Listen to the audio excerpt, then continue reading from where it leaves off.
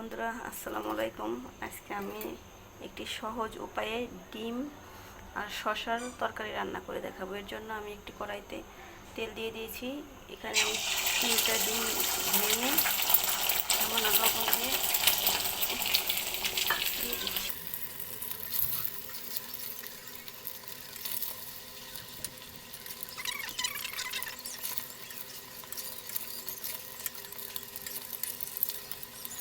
ডিমটা ভাজা হয়ে গেছে, এখন ডিমটাকে আমি তুলে নেব। ডিমটা তোলা হয়ে গেছে, এখন এর ভিতরে আমি সামান্য পরিমাণে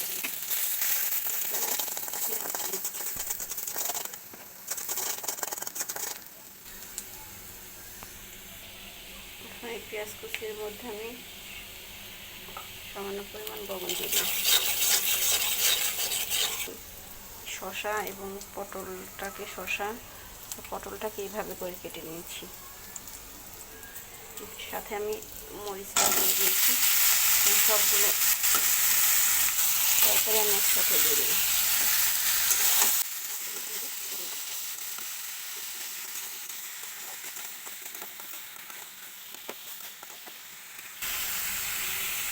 এখন এটাকে আমি 5 মিনিটের জন্য ঢেকে দেবো। দেখুন 5 মিনিট পরে আমি ফিরে এসেছি। আসলে সব সবজি এত কালারফুল ভালো লাগে না, যার জন্য আমি মরিচের গুঁড়াটা অ্যাড করবো না। এবার আমি আবারও 5 মিনিটের জন্য এটাকে ঢেকে দেবো। আচ্ছা, এখন এটাকে আমি 10 মিনিটের জন্য ঢেকে মিডিয়াম আঁচে রান্না করব। দেখুন 10 মিনিট পর আমি ফিরে এসেছি। মাঝখানে অফ ক্যামেরা এটাকে আমি একবার নেড়ে দিয়েছিলাম। আমার দেখেন পটলটাও সেদ্ধ হয়ে গেছে এবং শসাটাও সেদ্ধ হয়ে গেছে, আর আলুটাও। এই পর্যায়ে আমি এখানে দিয়ে দেবো হচ্ছে সেই ভেজে রাখা ডিমগুলোকে আমি এই সাইজ করে কেটে নিয়েছি। ডিমগুলোকে এখন আমি দিয়ে দেবো।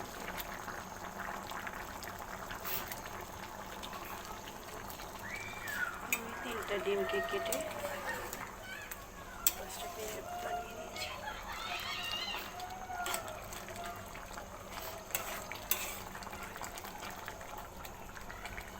এখানে এই পর্যায়ে আমি চুলাটাকে আর একটু লো আঁচে দিয়ে ঢেকে দেবো 5 মিনিটের জন্য।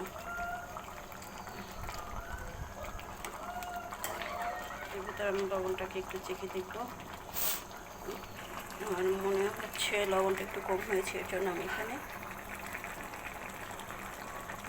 একটু লবণ মিশিয়ে দিচ্ছি। এখন আমি এটাকে লো আঁচে 5 মিনিটের জন্য ঢেকে দেবো।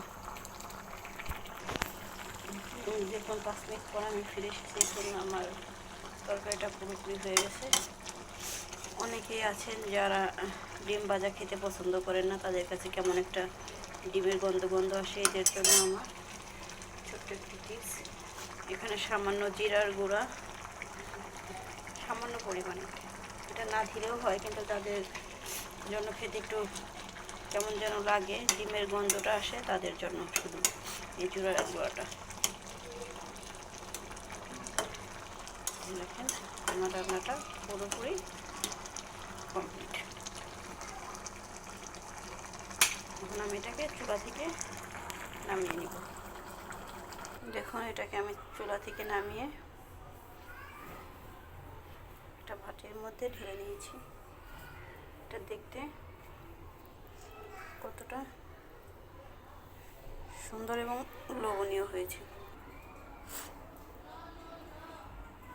আল্লাহ হাফেজ, সবাই ভালো থাকবেন।